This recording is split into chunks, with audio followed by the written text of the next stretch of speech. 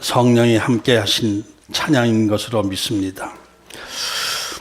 인간이 죄를 짓고 에덴 동산에서 쫓겨난 후에 인류 역사는 계속해서 이 전쟁으로 점철되어 왔습니다. 전쟁이 없었던 때는 없었어요. 이 삶이 각박해지면서 모든 것이 경쟁화되고 자기가 살아남기 위해서는 싸워야 되고 싸워서 이기기 위해서는 힘을 키워야 됐습니다. 그렇게 하다 보니까 이 세상이 힘의 논리에 의해서 움직여지게 됐습니다. 강자만이 살아남고 약자는 사라지게 되는 것. 이것을 약육강식의 문화라고 하는데, 그런데 가만히 보면은 세상이 반드시 약육강식의 원리대로만 움직여지는 것은 아니라는 것을 알 수가 있습니다. 싸움에서 이기는 것이 꼭 강자만 이기질 않아요. 때로는 약자가 강자를 이기기도 하고, 또 강자가 약화되기도 하고, 약하던 자가 강해지기도 하고, 영원한 강자도 없고 영원한 약자도 없는 것입니다. 이런 것을 보면 세상이 반드시 어떤 힘의 논리에 의해서만 움직여지는 것이 아니다라는 것을 알 수 있습니다. 이것은 무엇을 의미하느냐 하면은 인간들은 힘을 가지고 자기 힘의 능력 가지고 살아간다고 생각을 하고 있지만은 사실은 그 뒤에서 역사하시는 어떤 보이지 않는 존재의 힘이 있다라는 것을 말해주는 것입니다. 이 역사가 움직여지는 것은 이 세상을 창조하시고 관리하시는 하나님의 계획과 뜻에 의해서 움직여지고 있는 것입니다. 인간의 생각과 계획대로 가게 되면 그 방향이 어디로 가게 될지 알 수가 없어요. 하나님께서 조율하시면서 인간의 역사를 이끌어 가시는 것이죠. 성경은 처음부터 이것을 말씀하고 있습니다. 모든 것은 하나님의 계획과 뜻 안에서 움직여지고 이루어져 나가고 있습니다. 우리에게 복을 주시는 분도 하나님이시고, 강하게 해주시는 분도 하나님이시고, 또 벌을 내리시는 분도 하나님이시고, 우리를 약하게 하시는 분도 하나님이십니다. 우리는 그 사실을 다 잘 알고 있습니다. 그런데도 우리 어리석은 인간들은 하나님의 뜻 안에서 순종하며 하나님의 기뻐하시는 뜻을 위해 살려고 하는 것이 아니라 자기 욕심대로 자기 생각대로 뭔가 차지하려고 하고 얻으려고 하고 빼앗으려고 하고 하면서 이 세상이 전쟁으로 계속 이어져 왔던 것입니다. 그러나 하나님은 또 이런 가운데서 관여하시고 조율하시면서 하나님의 뜻을 이루어 나가시는 것입니다. 강자를 약하게 만드시고 또 약한 자를 강하게 하시고 하시면서 전쟁에서 이기고 지고 하게 하면서 나라의 흥망성쇠, 개인의 생사화복을 주관해 가고 계시는 것입니다. 이 모든 것이 다 하나님의 뜻 안에서 이루어지고 있는 거예요. 요즘 이슈가 되고 있는 미국과 북한이 아주 복잡한 그 주위 환경, 국제관계 역학 안에서 뭔가 서로 자기 유익을 위해서 협상하며 다투고 있고 하지만은 결국 제가 이제 생각하기에는 결국 다 하나님의 뜻 안에서 이루어지는 것이다, 이런 생각을 하게 됩니다. 인간은 인간대로 머리를 굴리고 고민하고 하면서 서로 줄다리기를 하고 있지만은 모든 것은 다 역사를 주관하시는 하나님의 뜻 안에서 진행되어 나가고 있는 것이지요. 인간의 눈으로 보면 인간의 어떤 이해관계 안에서 세상이 돌아가는 것 같지만은 영적인 눈으로 보면은 다 하나님의 섭리, 하나님의 계획 안에서 이루어져 나가는 것이다, 이런 것을 새삼스럽게 느끼게 됩니다.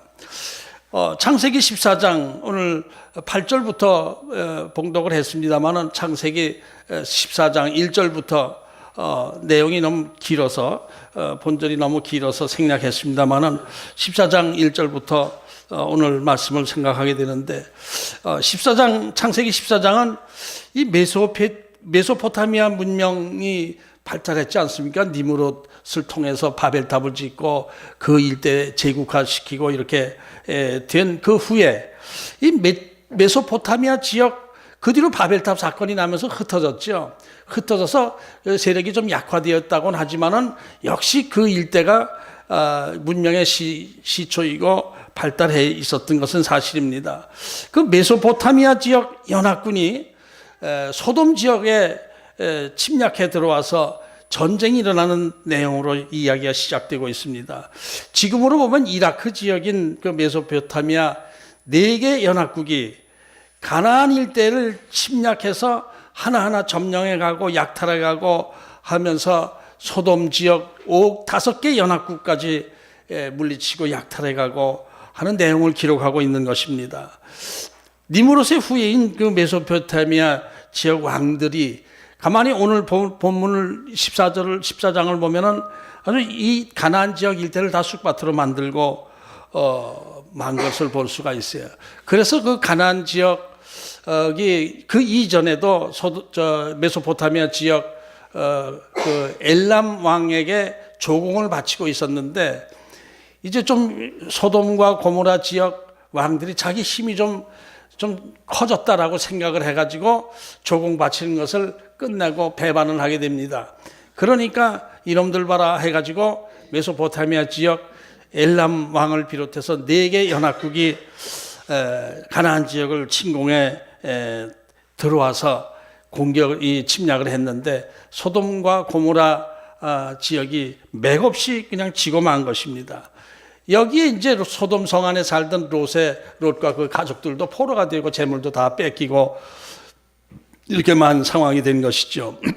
롯은 육신의 눈으로 보기에 좋은 자리를 택했습니다. 아브라함이 네가 원하는 자리를 택해서 가라 이렇게 할 때에 육신의 눈으로 보기 좋은 자리, 물이 많고 풀이 많은 소돔 지역, 시딤 골짜기라고 하는 건 지금으로 말하면 사해 어디 안에 있을 것이다 이렇게 생각을 합니다. 추측합니다. 시딤 아카시아 골짜기다 이런 의미인데 어딘지 정확한 위치는 모르지만은 그 요단강 주변에 아주 그 비옥한 자리였다 이렇게 그냥 우리가 생각하면 되겠습니다. 그 자리 인간적으로 볼 때에 사람 살기 좋은 조건, 거기에 가축길 있기도 좋고 사람 살기도 좋은 조건, 그 안으로 들어간 것이죠. 그리고 무엇보다도 이 롯이 택한 소돔 성은 성읍이 있는 도시 아닙니까? 성읍이 있다라고 하는 것은 당시 문화에서 보면은 옛날 그렇죠. 도시가 생기면 성을 쌓지 않습니까? 이것은 뭐예요? 자기를 보호하는 울타리를 쌓는 거예요. 그러니까 롯은 자기 몸과 재산을 보호하기 위해서 울타리 안으로 들어간 것이죠. 소돔 성 안으로 들어간 거예요. 그것이 소돔 성읍 안에 들어간 것이 자기 몸과 재물을 지켜줄 줄로 생각을 했는데 그것은 롯의 착각이었습니다. 성읍이 인간이 쌓은 성읍이 자기를 지켜주지 않은 것입니다. 오히려 사람이 살기 좋은 조건에는 그만큼 경쟁이 심하고 또 빼앗기기 쉬운 그런 조건이 있는 것이지요. 들판에 그냥 이제 혼자 성읍이 아닌 들판에 살다 보면은 천막치고 살다 보면은 밤에 어느 누가 와서 침략을 하고 재물을 뺏어가고 가축을 뺏어가고 이렇게 할 수가 있지 않습니까? 근데 성읍 안에 있을 때에는 그런 것이 다 보호받을 수 있는 것이죠. 사람이 눈으로 보기에는 좋은 자리였어요, 소돔 성이. 그러나 하나님 보시기에는 좋지 않은 자리였습니다. 13장 13절을 보면은 소돔 사람은 여호와 앞에 악하며 큰 죄인이로다. 무엇보다도 소돔 성 사람들은 하나님 앞에 큰 죄인이었어요. 악한 사람들이었어요. 그러니 하나님 보시기에 못마땅한 곳이었단 말입니다. 사람이 보기에는 살기 좋은 참 평화로운 곳으로 생각했지만은 자기를 지켜줄 곳으로 생각했지만은 하나님 보시기에는 악한 지역이라 그것은 자기를 보호받을 수가 없었던 것이에요. 그러니까 인간적으로 볼 때 암만 좋은 자리다 하더라도 하나님 보시기에 좋지 않으면은 결국 망하게 되는 것입니다. 자기를 지켜줄 줄 알았던 소돔성이 엘람 왕과 합한 4개 연합국에 의해서 망하게 된 것이죠. 그리고 포로로 잡혀갈 때 롯이 어떤 생각을 했을까요? 아니, 어떤 생각을 해야 했을까요? 포로로 잡혀가면서 이게 인간적으로 볼 때는 참 사람이 살기 좋고 내 몸과 재산을 지켜줄 줄 알았는데 하나님 보시기에 좋지 않은 것은 결국 나를 지켜주지 못하는구나. 내가 이제 하나님께서 나를 살려주신다면은 이제 내가 이 소돔성과 같은 악한 지역에서 떠나서 삼촌과 같이 좀 외진 곳이라 하더라도 좀 죄 없는 곳에서 하나님의 뜻에 순종하며 예배하며 살아야 되겠다, 이런 생각을 해야 되지 않겠습니까? 그런데 뒤에 보면은 그렇지 않았어요. 뒤에 보면 그렇지 않고 계속 아브라함으로부터 구원받고 나서 계속 소돔성 안에 살았어요. 소돔 왕도 지금 그 소돔성에 전쟁이 나고 또 엘람 왕에게 전쟁에서 치고 피해를 당하고 한 것은 어떤 면에서 하나님의 1차 경고라고 볼 수 있지 않겠습니까? 소돔성의 그 악한 모습에 대해서 1차적으로 예비 경고를 해 주었다, 이렇게 생각해야 될 것입니다. 그럼에도 불구하고 소돔 왕도 깨닫지 못하고 롯도 깨닫지 못하고 계속 다시 그 소돔성 안에서 죄를 지으며 살고 있었다가 결국 망하게 된 것이죠. 이런 면에서 우리가 이제 오늘 아브라함의 그 일생 신앙 여정을 보면서 우리와 비교해야 되지 않겠습니까? 우리는 어떻습니까? 저와 여러분은 어떻습니까? 하나님 보시기에 과연 기뻐하시는 삶의 자리에 있는지, 나를 지켜준다고 생각하는 어떤 성읍 안에 내가 살고 있는데, 직장이라든지 어떤 환경이라든지 또 삶의 인생관, 가치관, 이런 속에서 그것이 나를 지켜주리라고 생각하고 그 안에 세속 문화 안에 살고 있는데, 이것이 과연 하나님 보시기에 합당한 삶의 자리에 내가 있는 것인지, 이런 것을 우리가 생각해 보는 시간이 돼야 될 줄 압니다. 롯은 자기가 보호받고 있다고 생각하는 성읍, 목초지, 이런 것들이 영적 전쟁에서 지는 바람에 목숨까지도 보장받지 못하는 신세가 되고 말았죠. 지금 우리는 계속 전쟁 중에 있습니다. 우리들이요, 전쟁 중에 있어요. 휴전 중에 있는 것이 아니라 계속 전쟁 중에 있어요. 사탄의 세력과 영적 전쟁을 지금 계속하고 있습니다. 그런데 사탄의 세력과 대항해서 이기기 위해서는 하나님의 능력을 덧입어야 돼요. 하나님의 능력을 힘입어야 돼요. 그래야 되는데, 내 힘으로, 내 지식과 내 능력으로 내 문화 안에서 내가 이기겠다고 생각할 때에는 반드시 영적 전쟁에서 지게 되어 있습니다. 얼마 전에 누군가와 대화하면서 그런 거 어떤 얘기가 나와서 재미가 있어서 대화를 했습니다. 10억이 있고 1000억이 있어요, 이게. 근데 이제 그 표를 뽑아야 되는데 10억짜리에는 100% 그냥 다 뽑혀져. 10억짜리에서 선택해서 표를 하면은 무조건 10억을 벌 수가 있어. 근데 하나는 1000억이라는 재산이 있어, 그 안에. 근데 이건 50%야, 50%. 딱 하면 반은 되면은 1000억을 받지만은, 빵이 나오면은 한 푼도 못 받는 거예요. 그러면 10억짜리 그 표를 선택할까? 1000억짜리 표를 해서 그냥 빵이냐, 1000억이냐, 이렇게 될 때 어떤 것을 선택하겠느냐? 그랬더니, 아니, 난 10억짜리 그냥 선택할래요. 확실한 걸로 그냥 하겠다고 그러더라고. 아니, 그러면 그래도 또 혹시 모르니까 확 해서 50%인데 1000억짜리를 택하면 어떠냐? 그게 낫지 않을까? 없으면 없는 대로 살고. 그랬더니 그러더라고요.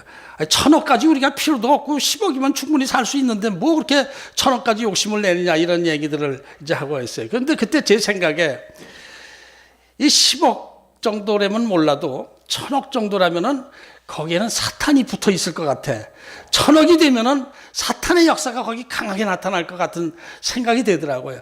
뽑혀도 나한테 행복이 되지 못할 것 같고, 안 뽑히면은 두고두고 후회할 거 아니에요. 에이, 그냥 10억짜리 골라서 그냥 10억 가지고 살 걸, 괜히 이렇게 한 푼 없이 살게 되는구나 후회하기도 하지만은, 뽑힌다 하더라도 행복한 삶을 살지 못할 것 아니냐. 왜냐하면 거기는 사탄이 드글드글 거기서 나를 영적 전쟁으로 이끌어들이고 있을 것이니까. 그렇습니다. 우리에게 어떤 세속적인 어떤 힘, 내 힘, 이런 것에는 사탄의 역사가 계속 강하게 나타나는 거예요. 그 영적 전쟁에서 이기기 위해서는 하나님을 바라보고 하나님의 뜻 안에서 살아가야 되는 것이죠. 그래야 우리가 생명을 보존받을 수 있고 재산을 지킬 수 있고 평안을 누릴 수가 있게 되는 것입니다. 오늘 엘람과 그 연합군들이 엘람왕과 그 연합군들이 가나안 지역을 쳐들어온 그 과정을 지도상으로 보니까 좀 다릅니다. 상식적으로 달라요. 이 시날 지역에서 가나안 지역으로 오려면 보통 유프라테스강, 티그리스강 사이로 해서 하란으로 해서 이렇게 내려오는 게 보통 길인데 그렇게 안 왔어요. 북쪽에서 남쪽으로 이렇게 쳐내려온 것이 아니라 이 시날 쪽에서 동쪽으로 쭉 가서 요단강 동편 남쪽으로 해서 애굽에 가까운 쪽으로 해서 이렇게 온 게 아니라 이렇게 해서 밑에서 바란 광야 쪽에서 해서 바데스 가니아 쪽으로 해서 에돔 쪽으로 해서 아래서 위로 치고 올라온 거예요. 애굽 쪽에서 오히려. 그러니까 다 점령해 가면서 온 것이죠. 이렇게 쭉 내려온 것이 아니라 이렇게 해서 밑에서 위로 올라왔어요. 그러다 보니까 그 헤브론 지역이 비껴나져 있는 그 지도상으로 비껴나져 있더라고요. 오늘 14장 5절에 보면 사회 기다림이라는 그 지명이 나오죠. 14장 5절에 사회 기다림이라는 지명이 나오는데 여기에 사회에 2번이라는 각주가 있습니다. 그 무슨 뜻으로 되어 있어요? 사회가 평지라는 뜻입니다. 그러니까 이 시날 쪽에서 메소포타미아 연합군이 계속 이 평지 쪽으로 골라서 평지 쪽으로 쭉 하다 보니까 헤브론이 이쪽에 있는 거예요. 이렇게 평지 쪽 예루살렘 요단강 쪽 사해 옆으로 이렇게 해서 시틴 골짜기 쪽으로 이렇게 오면서 여긴 벗어나게 된 거예요. 그러니까 자연적으로 아브라함이 살고 있는 헤브론 지역은 전쟁의 피해를 받지 않게 되었던 것이죠. 아브라함은 큰 가나안 지역에 큰 옛날 고대 중동 전쟁이라고 볼 수 있는 이 전쟁이 일어난 것도 모르고 있었는데 포로로 잡혀가던 누군가가 도망쳐 나오면서 롯이 잡혀갔다고 알려주어서 그때 비로소 뭐 전쟁이 났어? 이렇게 해서 알게 된 것입니다. 인간의 눈으로 보기에 먹고 살기에 별로 좋지 않은 것 같은 조건 같았지만은 오히려 그 헤브론 산지 그 지역이 하나님의 보호하심 안에 있었고 평화로운 것이었습니다. 전쟁과 평화 그 자체는 살기 좋으냐 나쁘냐하고 관계없이 살기 좋은 곳일수록 전쟁이 잘 나요. 오히려 인간이 보기에 그렇습니다.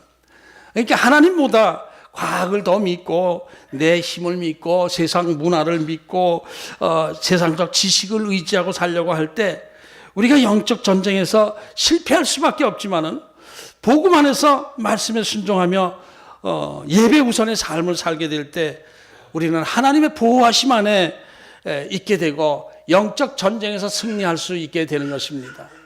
영적 전쟁에서 승리하는 것은 우리 인간의 힘으로는 안 됩니다. 하나님의 도우심이 있어야 돼요. 성령의 함께하심이 있지 않으면 영적 전쟁에서 이길 수가 없는 것입니다. 이것은 세상적인 어떤 세속적인 문화에서 벗어나서 복음 안에서 하나님의 말씀을 바라볼 때에 그때 이루어질 수 있는 일이죠. 13절을 봅니다. 13절 뒷부분에 보면은 13절 뒷부분에 보면은 13절을 보겠습니다. 도망한 자가 와서 히브리 사람 아브라함에게 알리니 그때 아브라함이 아모리 족속 마므레의 상수리 숲을 근처에 거주하였더라. 마므레는 에스골의 형제요 또 아넬의 형제라. 이들은 아브라함과 동맹한 사람이었다. 아브라함과 동맹한 사람이 있었어요. 아브라함도 그래서 헤브론 산지 도심에서 떨어진 외진 곳에서 가축을 치며 살고 있었지만은 그렇다고 해도 스스로 자기를 지키는 것에 등한히 하지 않았던 것을 볼 수가 있어요. 아브라함은 아브라함 나름대로 그 산지에서 목축하고 사는 사람들은 비교적으로 도심 사람들보다 약한 세력이 있죠. 그 사람들과 같이 동맹하면서 서로 지켜주고 보호하며 지내고 있었던 것을 알 수가 있어요. 하나님 보호하심에 있다 하더라도 최선을 다해서 나를 지켜나갈 수 있는 그런 것도 우리가 본받아야 될 요소다라고 생각을 합니다. 우리가 하나님 보호하심 안에 있다 하더라도 주어진 나의 삶의 조건에서 최선을 다해서 살아가는 것, 그리스도인이 보험 드는 것이 옳으냐 잘못된 것이냐 뭐 이것을 따지는 사람도 있습니다. 하나님이 지켜주셔야 되는 것이 뭐 보험이 들었다고 해서 안전하냐? 아니죠. 보험 들 건 들어야 돼요. 하나님 보호하시면 안에 있다 하더라도 미래를 대비할 수 있는 것은 우리가 할 수 있는 대로 다 해야 되는 것이죠. 그리고 또 13절 첫 부분 히브리 사람 아브라함이라는 단어가 나와요. 히브리 사람이라는 그 표현이 성경에서 처음 나옵니다. 히브리 사람 아브라함. 왜 히브리인이라는 단어가 여기 처음 나올까? 유대민족을 히브리인이라고 하지 않습니까? 유대민족을 히브리인이라고 하는데 그 히브리라는 단어의 어원이 어디인가? 이것을 이주한 자라는 단어가 히브리 말로 이브리라는 단어인데 이주한 자라는 의미로 학자들이 보고 있습니다. 에벨의 후손 뭐 이렇게 또 그걸 수도 있다라고 하는데 제가 보기에는 이브리라는 단어가 이주한 자라는 단어가 맞아요. 이게 히브리 사람이라고 하면은 멀리서 이주해 와서 떠돌이 생활하는 그 족속들, 이것을 히브리 사람이라고 하는 거예요. 그것은 동시에 무엇을 의미하느냐면 좀 약한 떠돌이 인생, 이렇게 보는 것이죠. 그것을 그래서 13절에 히브리 사람 아브라함이라고 특별히 강조한 것은 무엇일까? 아브라함이 엘람과 그 연합군들을 물리치는 기적 같은 사건이 생기는 것을 미리 얘기하는 거예요. 아주 약하다고 세상 사람들이 보니 떠돌이 족속, 떠돌이 부족, 히브리 족속, 약하다고 보는 이 족속이 뜻밖의 그 강한 군사 엘람 연합군을 이기기 때문에 그런 것을 이제 약한 자의 의미를 강조하기 위해서 히브리 사람 아브라함이다 이렇게 기록한 것으로 생각이 됩니다. 그러니까 약한 자, 아무리 약한 자, 무능한 자, 하나님께서 함께 하시면은 무능한 자도 유능하게 됩니다. 하나님께서 함께 하시면은 약한 자도 강하게 되는 것입니다. 성경에 그런 말씀이 있죠. 하나님께서는 약한 자를 강하게 하시는 분이시다 하는 거예요. 아브라함은 자기 집에서 기르고 훈련한 말하자면 그 사병, 개인적인 군사 318명을 거느리고 엘람 연합군을 추격해 간 것입니다. 나중에 보면은 동맹 관계에 있는 마무리의 군사들도 같이 전쟁에 참여했던 것을 알 수가 있는데 그렇다 하더라도 엘람 그 왕의 연합군들과는 비교할 수 없는 약한 군대입니다. 아브라함에게 318명의 사병이 있었다라는 것도 대단하구나, 규모가 적지 않았구나라는 걸 알 수 있지만은 그러나 일개 제국을 형성하면서 큰 나라를 형성하고 이 시리아 지역, 터키 지역, 모든 가나안 지역을 다 점령해서 차지하고 지배하는 그 메소포타미아 지역 그 군사들과는 비교할 수 없이 약한 것이죠. 아마 최소한도 몇만 명은 됐을 거예요. 그쪽 군사들이. 그런데 318명 남짓되는 군사를 가지고 이겼으니까 이것은 일반 상식적으로는 생각할 수 없는 일이죠. 이건 분명히 하나님의 도우심이 있었다라는 것을 생각할 수 있습니다.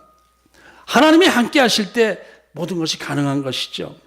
사사시대 때 바로 318명 하면은 생각나는 게 있죠. 사사시대 때 기브온 300명 군사로 32,000명이 이스라엘이 하나님 앞에 범죄할 때에 사사시대 때에 범죄하니까 하나님께서 징벌을 내리셨어요. 미디안 군사를 강하게 해서 미디안의 지배를 받게 했어요. 그래서 사람들이 그냥 하여튼 농사만 지으면은 그 미디안 때가 되면 가을만 되면 다 뺏어가고 이렇게 돼서 그 기드온이라는 사람도 숨어서 몰래 타작질을 하고 있을 때 하나님께서 말씀을 주시죠. 큰 용사여 내가 너와 함께 할 것이다. 겁이 많아가지고 몰래 숨어서 포도주 타는 그 산골짜기 구석에서 몰래 조용히 타작하고 있는 그 기드온에 나서 큰 용사여 내가 너와 함께 할 것이다. 이것은 하나님께서 내가 너를 쓰겠다. 힘을 내라 하는 그 말씀이죠. 기드온이 무슨 큰 용사입니까? 겁쟁이죠. 그래가지고 그 기드온을 통해서 미디안을 물리치도록 하나님께서 역사하시는데, 그래서 기드온이 용기를 내가지고 우상들을 철폐하고 용기를 내가지고 군사를 모집했는데 3만 2천 명이 왔어요. 근데 3만 2천 명, 상대방은 13만 2천 명이었습니다. 13만 5천 명, 13만 5천 명과 3만 2천 명, 이게 그것만 해도 4분의 1밖에 안 되지 않습니까? 이거 갖고 어떻게 이기나? 그런데 하나님께서는 많다, 그 숫자가 많다, 이렇게 해서 조건을 해서 겁먹은 사람들, 두려워하는 사람들은 가도록 해라. 그래서 기드온이 얘기를 합니다. 마음에 이 전쟁을, 지금 우리가 불리한 전쟁을 하고 있는데 마음에 두려움이 있는 사람들은 가셔도 좋습니다. 그랬더니 2만 2천 명이 가고 10,000명이 남았어요. 그래서 하나님, 이제 10,000명 가지고 어떻게 싸워야 되겠습니까? 그것도 많다. 거기서 더 긴장하고 더 이렇게 열정을 가지고 있는 사람을 추립니다. 시내가에 가서 물에서 물을 먹으라고 이렇게 할 때에, 그래서 엎드려 가지고 그냥 허겁지겁 헐레헐레 개처럼 먹는 사람들은 빼놓고, 그런 상황에서도 이제 자주 경계를 하면서 조심스럽게 손을 떠서 이렇게 먹은 사람들만 출어내라. 300명이 남았어요. 300명. 그러니까 3만 2천 명이 모집해서 왔는데 다 보내고 300명 가지고 13만 5천 명을 상대하라고 하나님께서 말씀하셨어요. 그런데 하나님께서 성령 충만함을 주셔서 기드온이 그 300명 군사 가지고 그 13만 5천 명을 물리치지 않았습니까? 그것도 이상한 전략을 썼어요. 이 항아리 속에다 횃불을 감췄다가 항아리를 확 깨트리니까 횃불이 갑자기 불빛이 번쩍하고 나니까 이들이 놀라가지고 지들끼리 치고받고 하다가 도망가고 하다가 13만 5천 명이 다 전멸하고 말았죠. 이것은 하나님께서 함께 하시는 전쟁이었기 때문에 그런 것이죠. 아브라함의 318명의 군사 가지고 저쪽 그 강한 제국의 군대를 물리칠 수 있었던 것도 인간의 힘으로 이길 수 있는 것이 아니었습니다. 하나님이 함께 하셨기 때문에 그렇게 된 거예요. 15절을 보면은 그와 그의 가신이 나뉘었어. 밤에 그들을 쳐보시고, 그 300~400명 되는 작은 군사 가지고 그것도 쪼개가지고 여기서 이렇게 찔끔찔끔 밤에 했다는 것은 기습했다는 얘기죠. 기습했는데 그 수만 명 되는 그 군사들을 몇백 명 가지고 이리 찍고 저리 찍고 했을 때 그들이 놀래서 도망하고 찢기고 죽고 이렇게 했다는 것은 하나님이 함께해서 그들에게 두려움을 주었기 때문에 그렇다라고 생각이 됩니다. 아마도 이제 전쟁에서 이기고 이제 쭉 돌아와서 갈릴리 북쪽까지 쭉 왔으니까 이제는 좀 이제 그들이 추격해오지도 못할 것이고, 긴장을 풀고 아마 전쟁 승리의 기쁨을 술 한 잔씩 나누면서 나누었을 거예요. 밤에 술 먹고 퍼져 있을 때 기습을 해가지고, 기습을 했을 때 또 그들이 정신을 딱 차리고 잠깐만 정신 차려서 보면은 이거 몇 명 안 되네 라고 했으면은 되지도 않는 것인데, 당황하고 그냥 놀래가지고 허겁지겁 지네들끼리 싸우고 치고받고 싸우다가 망했을 가능성이 많은 거예요. 하나님께서 함께 하시면은, 그러니까 그들은 인간적인 연합군이었지만은 아브라함의 군사는 하나님과 동맹한 하나님의 군사였다, 이렇게 보면 됩니다. 하나님의 군사인데 사람의 군사가 이기겠습니까? 또 여기서 한 가지 더 생각할 수 있는 것은 롯에 대해서, 아브라함이 롯을 구원할 수 있던 것, 소돔 사람들을 구원할 수 있던 것은, 다 제사를 다시 찾아오게 하신 것은 하나님께서 그들에게 1차 경고며 한 번 더 기회를 주신 것이죠. 용서해 주신 거예요. 한 번 더 기회를 주신 거예요. 그렇게 봐야 될 것입니다. 아브라함이 평소에 애굽에 내려갔을 때 자기 부인을 누이라고 속이고 이렇게 거짓말하고 이렇게 하는 거 보면 아브라함이 그렇게 크게 용기 있는 사람으로 보여지지는 않지 않습니까?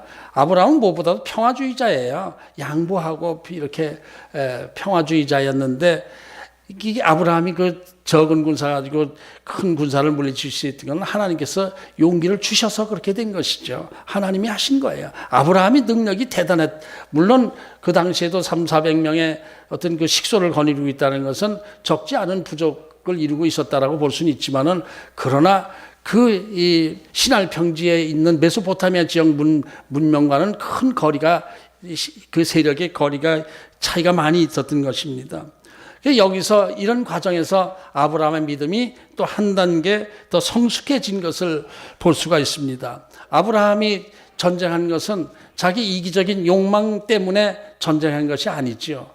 사랑의 전쟁입니다. 단지 롯을 구원하기 위한 그런 마음으로 전쟁을 한 것이에요.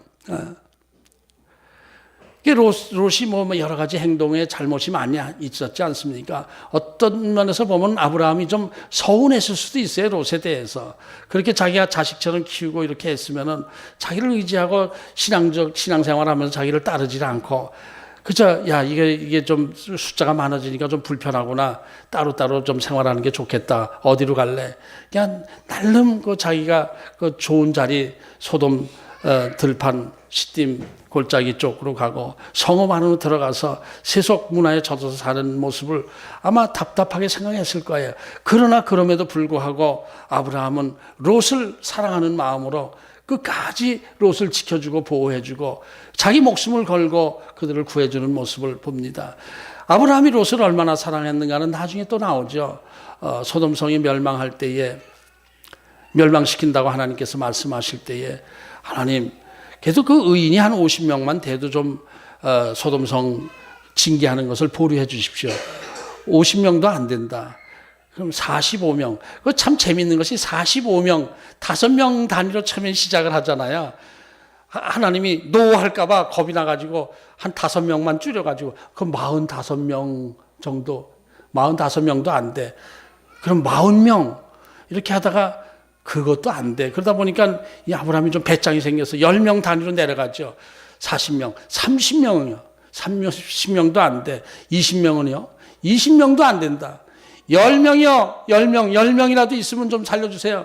이게 자기 조카 롯이 그래도 거기서는 그래도 하나님의 자녀 아니겠습니까? 하나님이 택한 백성 아니겠습니까? 하는 마음이 있었죠. 말은 안 했어도. 10명도 안 된다. 그러니까 아브라함도 더 이상 염치가 없어서 알겠습니다. 그리고 말했지만은 하나님께서 그 아브라함의 마음을 아신 거예요. 롯을 사랑하는 마음을 아시고 그래 너를 봐서 롯을 구해주마 해서 롯을 생명을 구원해 주셨죠. 이렇게 아브라함은 그 롯을 아끼고 사랑하는 마음, 사랑의 인격은 믿음과 함께 사랑의 인격을 갖고 있었던 사람이다라는 것을 볼 수가 있습니다. 우리도 이러한 아브라함의 믿음과 인격을 본받아야 될 줄로 압니다. 때로는 우리가 살다 보면은 인간적인 배신을 당하고 서운한 일이 생기기도 합니다. 나는 최선을 다해서 이렇게 품으려고 했는데 그 사람은 자기 이익만 생각하고 자기 머리 굴리면서 떠나가고 할 때에 그래도 그 영혼을 불쌍히 여기는 마음을 우리가 가져야 될 줄로 압니다. 그런 마음을 가져야 돼요. 사랑의 마음을. 원수를 사랑하라고 예수님 말씀하셨잖아요. 내가 너희를 사랑한 것 같이 너희도 서로 사랑하라 이런 말씀을 하셨어요. 우리가 그래서 서로 사랑하고 내 이웃을 돌보고 가족을 돌보고 하는 사랑의 마음을 가져야 될 줄로 압니다. 그리고 내 힘을 의지하지 말고 오직 전능하신 하나님의 능력을 구하면서 담대한 용기를 가지고 영적 전쟁에서 이겨나가야 될 줄 압니다. 그러한 저와 여러분이 되길 바랍니다. 우리는 지금도 우리의 삶 속에 계속해서 사탄의 공격을 받고 있습니다. 영적 전쟁을 계속하고 있는 거예요. 지금 이 순간에도 사탄이 툭툭툭툭툭툭 전쟁을 하고 있는 거예요. 아까 10억이냐 1000억이냐 그거를 선택하라고 할 때 그때 우리 안에서 또 영적 전쟁이 일어나잖아요. 야, 요 10억을 가질까? 아니야 1000억을 가져야지. 욕심을 내고 아니야 10억, 아니야 1000억. 혹시 모르잖아. 이러고 영적 전쟁을 했을 거예요. 근데 그저 하나님이 주신 대로 10억으로 만족하겠습니다고 하는 것은 영적 전쟁에서 이겼다고 생각을 되기도 하는데 그래도 사람이 또 꿈이 있어야지. 모르겠다. 나도 모르겠다. 영적 전쟁이 일어나는 거예요. 그럴 때 항상 욕심 속에서 영적 전쟁이 일어나는 거예요. 지금도 그렇거든요. 지금도 그래요. 지금 저와 여러분 마음속에 영적 전쟁이 일어나고 있습니다. 뭔가 인간적인 욕심이 드러나고 자기를 과시하려고 하는 마음도 있고 뭔가 또 이렇게 자기 육신의 즐김을 받으려고 하고 있고 이러고 있어요. 근데 여기서 우리가 영적 전쟁에 이기기 위해서는 말씀 안에 순종해야 돼요. 하나님만 바라봐야 돼요. 내 힘으로 안 됩니다. 내 힘으로 아무리 머리를 쓰고 이 애를 쓴다고 노력한다 해도 하나님의 보호하심이 없으면은 내가 승리할 수 없어요. 우리 힘으로 사탄의 세력을 물리칠 수가 없습니다. 하나님의 함께하심, 성령의 역사하심 안에서 우리가 사탄을 이길 수가 있는 것이죠. 이것이 오늘 본문에서 나타난 아브라함의 모습이고 우리가 본받아야 될 모델인 것입니다. 저와 여러분 모두가 다 아브라함의 신앙과 인격을 본받아서 영적 전쟁에서 승리하며 또 하나님의 뜻을 이루고 하나님의 축복을 받아 누리는 저와 여러분 되기를 주의 이름으로 축복합니다.